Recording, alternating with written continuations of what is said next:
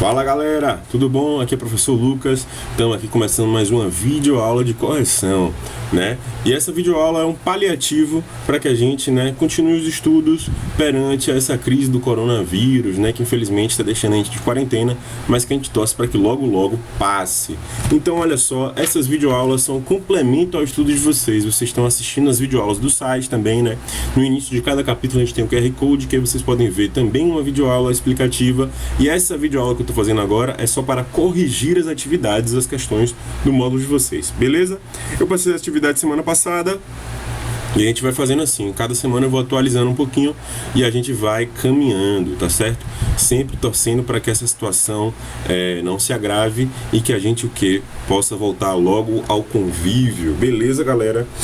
Qualquer dúvida vocês me mandam um e-mail, Dúvida, se quiserem conversar qual é o assunto que está mais difícil, como é que está sendo estudar, Se vocês quiserem compartilhar esse momento que vocês estão vivendo, como é que pô, professor, eu estou estudando assim, tá dando certo, pô, professor, estou tendo muita dificuldade com isso. Então, por favor, compartilhe aí o que vocês estão passando através do e-mail silva.lucas.medeiros@hotmail.com, tá certo?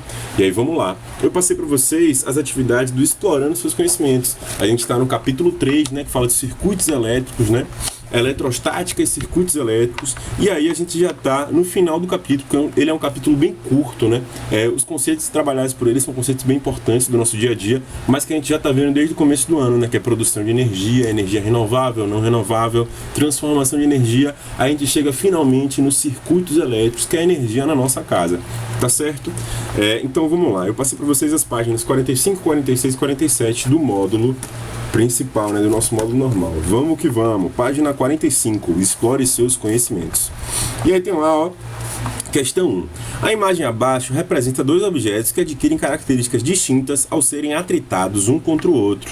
Um deles vai receber cargas elétricas e o outro vai doá-las. Sobre eles, desenhe os sinais positivo e negativo para indicar as cargas que eles adquirem após serem atritados. Pois é, galera, essa é uma questão de eletrostática, A gente pode ficar carregado ou não, a depender do das situações do dia a dia que a gente passa, Então, nesse caso, vai ser uma barra de vidro que está sendo atritada com uma flanela.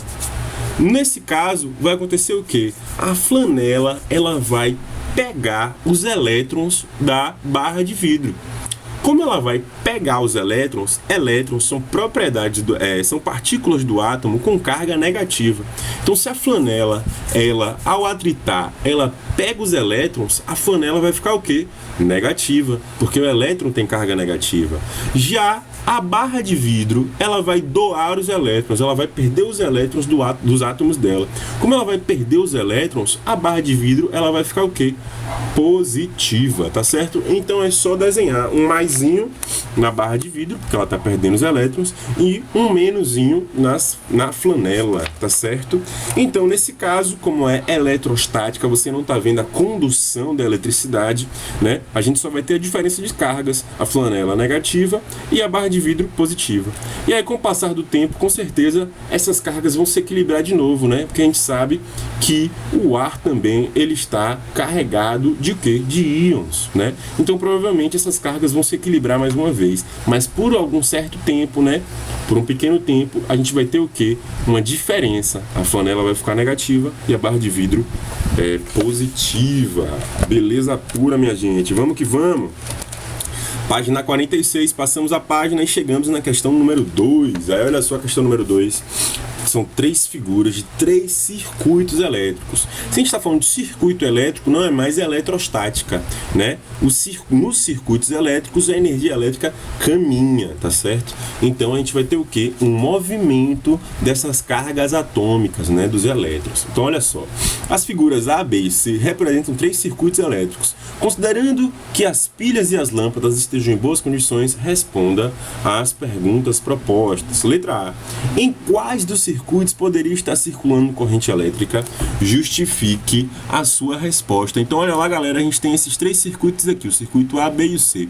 Então em quais deles poderiam estar circulando corrente elétrica? Muito simples, poderia estar circulando com certeza na letra B, porque se vocês repararem, o circuito está o quê? Fechado. Então, a gente tem um fio condutor ligado, conectado ao polo positivo da pilha, e aí Esse fio está conectado a um objeto, que no caso é a lâmpada, e a lâmpada está conectada ao lado negativo da pilha. Então o que é que está acontecendo aqui nesse circuito que está fechado? Está acontecendo o quê? O lado positivo da pilha, ele é o lado positivo, por quê? Porque ele doa elétrons. Se ele está doando elétrons, ele vai ficar cada vez mais o quê? Positivo. E aí esses elétrons vão passar pela lâmpada. Essa lâmpada vai acender, vai funcionar. E aí o que vai acontecer depois? Esses elétrons vão caminhar para o lado negativo, onde eles vão permanecer. Então, para que essa pilha fique, ou para que essa lâmpada fique acesa, a gente tem que estar o quê? Com uma corrente fechada. E desses circuitos aqui, a letra C também poderia estar transmitindo corrente elétrica, né? Bastaria que o quê? Que o circuito tivesse fechado. Mas para o circuito estar fechado, tem essa alavanquinha aqui, ela teria que estar para baixo, para fechar o circuito.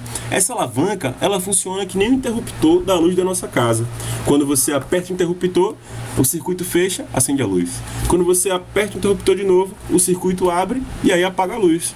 Tá certo? Então a resposta certa da letra A nos circuitos B e C, né? Aí no caso do C, ele só vai estar funcionando se o circuito estiver fechado. Beleza, galera? Vamos que vamos. Olha a letra B. Em quais dos circuitos não poderia estar circulando corrente elétrica em hipótese alguma? Justifique. A resposta certa é na letra A. Olhe por que nesse circuito não pode estar passando corrente elétrica. Porque vejam bem, os dois fios condutores, eles estão conectados com o mesmo polo da pilha. Se ele está conectado com o mesmo polo da pilha, que nesse caso aqui é o polo positivo, como é que os elétrons vão sair daí? Né? Os elétrons vão sair, vão chegar no mesmo lugar? A parte que está doando elétrons, ela vai doar elétrons, depois ela vai receber de novo? Não faz muito sentido, né? Então esse circuito aqui, ele não está nem bem estabelecido. Por quê? Porque o gerador, a gente não tem o quê? Um circuito fechado. Os fios condutores estão mal posicionados. Beleza? Vamos nessa, minha gente. Então, ó, qual circuito não poderia estar circulando corrente elétrica? O circuito A. Letra C. Considerando a resposta do item anterior, o que poderia ser feito para que a corrente elétrica passasse por esse circuito? Bom, é simples. É só pegar um desses fios condutores e colocar no polo negativo da pilha, porque aí a gente ficaria algo parecido com a letra B, que aí ficaria o quê? Um circuito totalmente fechado. Beleza? E é assim que a energia elétrica chega na nossa casa e a gente, corrigindo o resto das questões, vai entender um pouquinho melhor como isso acontece. Beleza, minha gente? Então, ó, a gente chega na questão 3. Aí, olha só, a questão 3 diz assim: comparando o circuito elétrico simples que você construiu no Investigue da página 43 com circuitos elétricos residenciais, especifique os componentes de cada um. Pois é, galera, a gente ia construir esse circuito em sala de aula, tá certo? Eu ia levar fios condutores, uma lâmpada e uma pilha, e a gente ia construir esse circuito em sala, né? Algo mais visível. Mas esse circuito, galera, ele tá demonstrado bem aqui, ó, na letra B da questão de cima. Seria exatamente isso aqui que a gente ia fazer em sala, tá certo? Então olha só, todo circuito ele precisa de 3 elementos: o objeto que vai funcionar, fios condutores que vão transmitir os elétrons e um gerador de energia, né? Então vejam bem, letra A, qual é a fonte de energia no circuito simples que a gente ia construir? A fonte de energia é a pilha. Num circuito residencial, que é o caso das nossas casas, a fonte geradora de energia vai ser a usina. A usina pode ser hidrelétrica, pode ser uma usina eólica, pode ser uma usina solar, pode ser uma termoelétrica, né? Vai depender de cada região. No caso do Brasil, a maior probabilidade é que seja o quê? Uma hidrelétrica. Beleza? Então, ó, circuito simples, pilha; circuito residencial, a usina geradora de energia. Vamos que vamos, letra B. Quais são os condutores? No caso do nosso circuito simples, os condutores são esses fios condutores aqui, né? Normalmente fios de cobre, né? E eles são encapados, né? Aqui está o cobre, eles são encapados com uma borrachinha, que é uma borracha isolante. Então você poderia pegar no fio sem tomar choque. No caso da nossa residência, os fios condutores são os postes, né? São os fios condutores de eletricidade que saem lá da usina, né, em questão. E aí eles saem da usina e chegam nas nossas casas. Beleza, minha gente? Chegamos então na letra C, que diz assim, ó: quais são os receptores de energia elétrica? No caso do circuito simples, uma lâmpada. No caso do circuito residencial, pode ser qualquer coisa, pode ser um computador, que é esse aqui que eu estou gravando esse vídeo para vocês, pode ser uma lâmpada, pode ser um som, pode ser o carregador de celular, enfim, vários objetos, né? Uma batedeira, uma geladeira, enfim, inúmeros objetos que a gente usa energia na nossa casa. E a gente passa a página, chega na página 47, e a página 47 também é sobre circuitos elétricos. Então, olha como é importante, galera, estudando esse capítulo, a gente sabe como a eletricidade chega nas nossas casas, né? Era uma dúvida que eu tinha quando eu tinha a idade de vocês também, né? E a gente pode, né, entender um pouco melhor como a gente tem essa benesse que é a eletricidade. Então, vamos lá, questão 4. Um professor de ciências montou 4 circuitos elétricos iguais aos ilustrados a seguir e pediu aos alunos que explicassem o acendimento ou não da lâmpada. Vamos que vamos. Considerando que você fizesse parte dessa turma, como você explicaria cada uma das situações? Complete as explicações que acompanham os esquemas. Então, olha lá. Esquema número 1. A lâmpada não acendeu porque é muito simples. Quando a gente olha o esquema número 1, o circuito não está fechado. Se esses dois fios aqui tivessem em contato, o circuito ia estar fechado e a lâmpada ia ficar acesa. Aí você me pergunta, professor, a lâmpada ia ficar acesa para sempre? Não, ela ia ficar acesa enquanto tivesse o quê? Enquanto a pilha estivesse carregada, enquanto a pilha ainda tivesse elétrons disponíveis para serem doados. Beleza pura? Vamos lá. Segundo circuito. A lâmpada acendeu por quê? É a mesma resposta da letra da primeira, se você for olhar, que é o quê? A lâmpada acendeu porque está com o circuito fechado. A primeira é porque está com o circuito aberto, né? O circuito não está fechado. E a segunda é o circuito está fechado. Não é isso? Tem um gerador de energia, o fio condutor liga até o objeto, e aí do objeto sai um outro fio condutor que liga ao gerador de energia, mais uma vez. Chegamos então agora nas duas situações mais difíceis, e vamos entender o porquê. Na terceira situação, olha só, tem um gerador de energia, o fio condutor, o objeto que vai usar essa energia, e aqui embaixo tem um pratinho de água, galera. Só que, ó, essa água é água destilada, é água pura, não é água mineral que a gente bebe. A gente não bebe água destilada, a gente bebe água mineral, ou seja, tem sais minerais, tá certo? Então, olha só.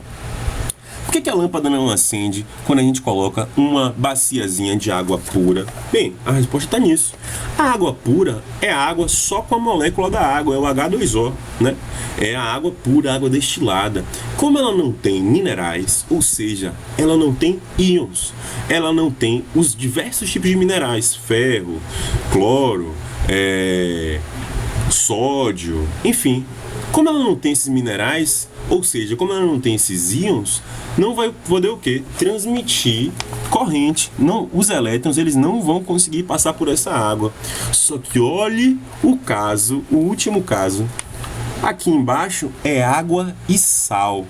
Então olha só. No último caso, quando você bota uma bacia de água e sal, a lâmpada acende. Por que a lâmpada acende? Porque a água com sal ela vai ter íons. A gente vai entender um pouquinho melhor disso lá no primeiro ano. Mas os íons, eles são átomos que eles estão carregados. Então, no caso do sal, você tem sódio e cloro. O sódio está carregado positivamente e o cloro está carregado negativamente.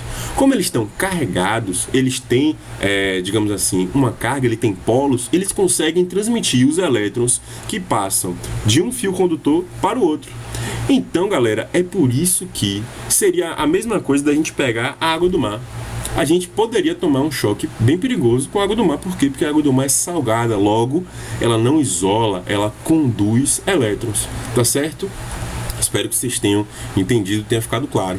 Beleza pura? Vamos passar lá para o modo suplementar. Repetindo, se tiverem dúvida, manda um e-mail, qualquer coisa que vocês quiserem falar. Pô, professor, não estou conseguindo estudar, tem alguma forma melhor, o que você indica, leituras complementares e assim por diante, manda um e-mail para a gente conversar.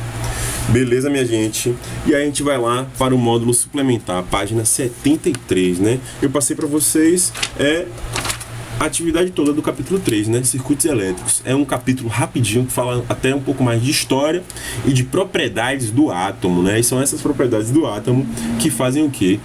Que permitem a gente transmitir elétrons, logo ter eletricidade em casa. Vamos lá, questão 1. Átomos são as partículas que constituem a matéria, né? Tudo é feito de átomo. Eu sou feito de átomo, essa parede é feita de átomo, a cadeira que eu estou sentado é feita de átomo. Enfim, tudo que existe é feito de átomo. Até o ar que a gente não consegue ver, os gases são feitos de átomos. Beleza.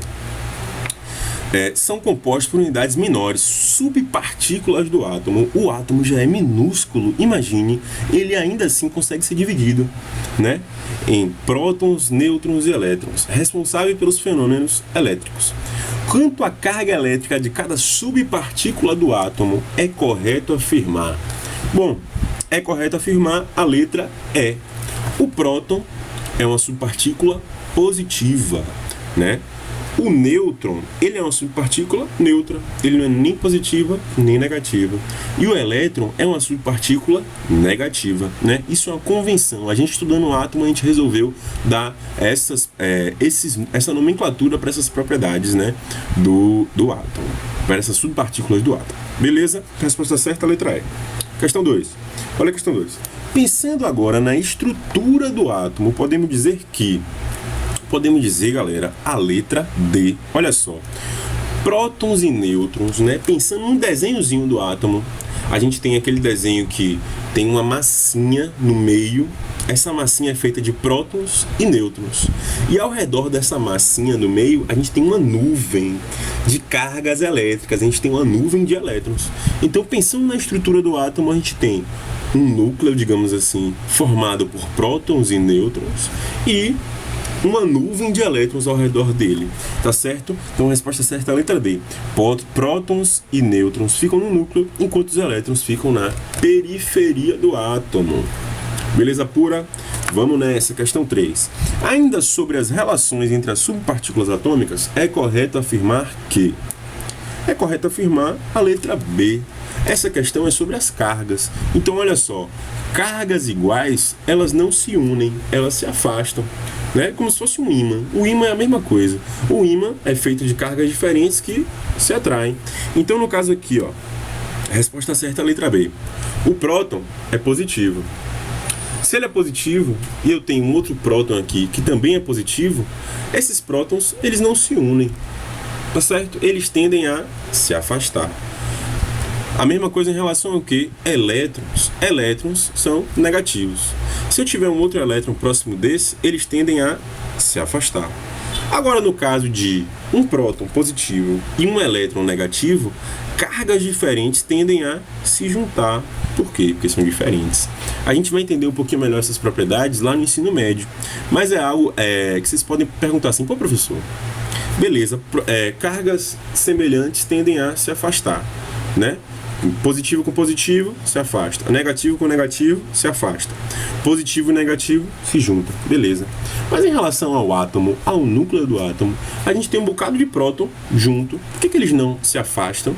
Aí a gente vai estudar um pouquinho mais e vai perceber que é uma propriedade do átomo e muito relacionado também ao que? Ao nêutron, né? Os nêutrons, junto com esses prótons, né? Eles ganham uma densidade e acaba que eles não se afastam entre si em relação ao núcleo do átomo, tá certo? Mas isso vai fazer mais sentido e a gente vai se debruçar mais sobre esse assunto lá no ensino médio. Valeu? Vamos nessa então. Questão 4. Questão 4 é a típica questão de: se for verdadeiro, coloque V. Se for falso, coloque F. Vamos lá. Primeira alternativa. Vejam bem.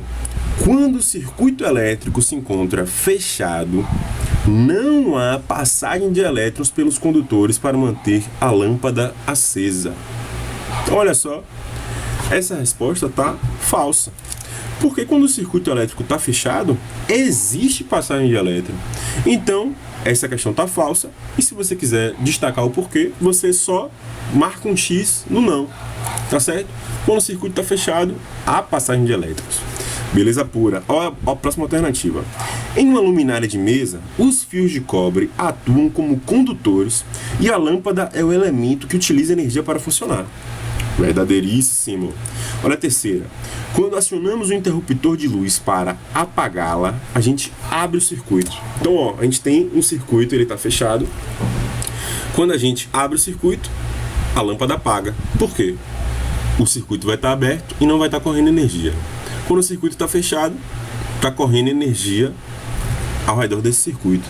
Então, olha só, quando acionamos o interruptor de luz para apagá-la, a gente abre o circuito, interrompendo a passagem de corrente elétrica. Quando acionamos na intenção de acendê-la, fechamos o circuito, restabelecendo a corrente elétrica para a lâmpada. Verdadeiríssimo. Próxima alternativa. Pilhas e baterias funcionam por meio de reações químicas. Elas usam as interações entre os átomos nelas presentes para liberar elétrons e assim gerar uma corrente elétrica. E aí, galera, verdadeiríssimo, né? Essa aqui, bem tranquila. E agora vem, olha a última. Os extremos da pilha são conhecidos como polos, o polo positivo e o polo negativo. Basta conectar os fios condutores nos polos em qualquer disposição, por exemplo, os fios apenas no polo negativo, para que a lâmpada acenda. E aí, falso, né? A gente sabe que para que a lâmpada acenda, a gente precisa de que o polo negativo esteja conectado com o polo positivo. Beleza? Se você conectar os dois fios em um polo só, essa lâmpada não vai acender porque a gente não vai ter um circuito fechado. Então, retomando, galera, vamos nessa, questão 5 agora. Se vocês forem ver, essas questões elas são pra gente o quê? Fundamentar o conteúdo, então a resposta acaba se repetindo. Mas vamos lá. Questão 5. Pensando em um circuito elétrico simples, assinale a alternativa que indica corretamente o caminho percorrido pela energia elétrica. O circuito elétrico simples é esse que a gente está analisando o tempo inteiro, que é o quê? Pilha e uma lâmpada, né? Então, como é que o caminho é percorrido pela energia? A energia sai da pilha, passa pelo fio condutor, do fio condutor chega numa lâmpada, a lâmpada acende. Depois, esses elétrons continuam o caminho por um fio condutor e voltam para a pilha. Então, a resposta certa é a letra C. Beleza pura? Vamos que vamos, passamos a página e a gente chega mais uma vez numa questão de verdadeiro ou falso. Vamos lá, minha gente, questão 6. Olha a primeira alternativa, né? Tendo em vista os efeitos da eletricidade no nosso organismo, hein? Olha como é diferente, mas vamos lá. Primeira alternativa. No nosso corpo ocorre a condução de energia elétrica natural, que é de extrema importância para o funcionamento do nosso metabolismo. E aí, verdadeiríssimo, né? A gente tem correntes elétricas acontecendo no nosso corpo, no nosso cérebro, os nossos neurônios, né? Que controlam o corpo inteiro, eles funcionam através de uma corrente eletroquímica. Então essa é verdadeiríssima, minha gente. Olha lá. Segunda alternativa. Nem sempre receber uma descarga elétrica pode ser mortal. Em alguns casos, pode ser até mesmo necessário para restabelecer funções vitais, como no caso de um desfibrilador. Verdadeiríssimo também. Galera, para quem não sabe, um desfibrilador é aquela máquina que estabelece uma corrente elétrica e ele é utilizado basicamente no nosso peito, né? Para quê? Para restabelecer um coração. Pô, a pessoa infartou, o coração parou, por alguma razão o coração deixou de funcionar. Então o que é que a gente faz com esse desfibrilador? Passa uma corrente elétrica de baixa intensidade. Óbvio que não vai ser a corrente elétrica de uma tomada, né? Vai ser uma corrente elétrica lá estudada, pequena, que vai fazer o quê? A corrente elétrica vai sair de um lado do desfibrilador, que é o polo positivo, passar pelo nosso coração e chegar no polo negativo. Então, quando a pessoa toma aquele choque, vai acontecer o quê? Vai reativar o coração. E aí, depois que a gente descobriu isso, a gente acabou conseguindo salvar muitas vidas, né? Principalmente relacionado a infartos, né? Quando o coração deixa de funcionar direito, ou então entra numa arritmia, né? Fica batendo num ritmo diferente ou descompensado. Aí as pessoas vão lá, usam um desfibrilador, os médicos, e essa pessoa restabelece as funções cardíacas. Beleza pura, minha gente. Alternativa 3, olha lá. O uso de equipamentos feitos de borracha, material isolante, garante proteção contra qualquer intensidade de corrente elétrica. Poxa, borracha é isolante. Não garante, né? Poxa, galera, não garante. Por quê? Porque vai depender principalmente da espessura da borracha. Então essa alternativa é falsa. Se você tiver uma borracha com espessura muito fina e uma corrente elétrica com a carga muito alta, vai acontecer o quê? Aquela borracha não vai conseguir isolar. Se não vai conseguir isolar, a gente vai tomar um choque. Então não é qualquer borracha que vai isolar qualquer quantidade de corrente elétrica. Beleza? Essa é falsa. Aí olha aí a quarta alternativa. Quem socorre uma pessoa que sofreu um grave choque elétrico deve se preocupar apenas com a segurança da vítima, pois não há risco de se eletrocutar. Falso. Então, se a pessoa estiver tomando um choque, tem um episódio do Chaves que é bem engraçado sobre isso, né? Eu não lembro se é o Kiko ou a Chiquinha, vão lá, colocam a mão no interruptor que ele tá dando choque. Aí começa a tomar choque, eles começam a ficar se tremendo todo. E aí vem lá uma outra pessoa tentar ajudar o Kiko, a Chiquinha, né, a tirar a mão do interruptor. Aí quando toca no Kiko, na Chiquinha, começa a tomar choque também. Pois é, galera, se a gente conduz a eletricidade, você não pode ajudar uma pessoa que está tomando um choque de qualquer maneira, por quê? Porque você também pode se tornar um novo condutor e também tomar um choque, e aí pode sofrer as mesmas consequências que essa pessoa. Então todo cuidado é pouco, galera, quando o assunto é energia elétrica. E vem lá. Última alternativa. Descargas elétricas muito intensas podem causar queimaduras, parada cardíaca e muscular e, em última instância, levar o indivíduo à morte. Verdadeiríssimo. Né? Se a gente toma um choque muito grande, a gente pode até queimar, minha gente. Imagine a quantidade de eletricidade que pode passar por um corpo, né? E a gente vai entender um pouquinho melhor sobre isso na questão 8. Mas antes dela, vamos para a questão 7. Olha só. Raios são fenômenos de natureza elétrica que estão relacionados à movimentação de partículas subatômicas. Que partícula é essa? Elétrons. Então, explique essa relação. O raio é uma faísca, né? É aquele clarão que é emitido quando o quê? Quando ou a Terra ela está muito carregada ou a nuvem está muito carregada. Então, quando uma nuvem está com muitos elétrons, ou seja, ela está bem negativa, por quê? Porque a nuvem fica caminhando pelo céu, né? Energia eletrostática, então ela pode pegar elétrons, né, a partir do movimento dela, entre outras razões. Quando a nuvem está muito carregada, ela precisa perder esses elétrons, por quê? Porque ela não está estável. Quem é que mais recebe elétrons nesse mundo inteiro? O próprio planeta Terra, a Terra. Então, o raio é a energia elétrica saindo da nuvem e se direcionando para o solo. E a mesma coisa pode acontecer o quê?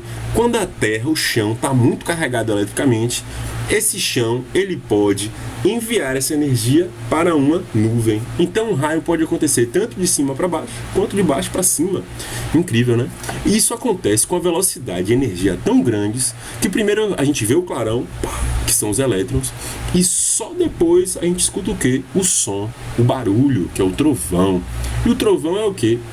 É o barulho que faz quando essa energia elétrica, ela em altíssima velocidade, ela rompe a barreira de partículas que está no meio do caminho, né? Os gases.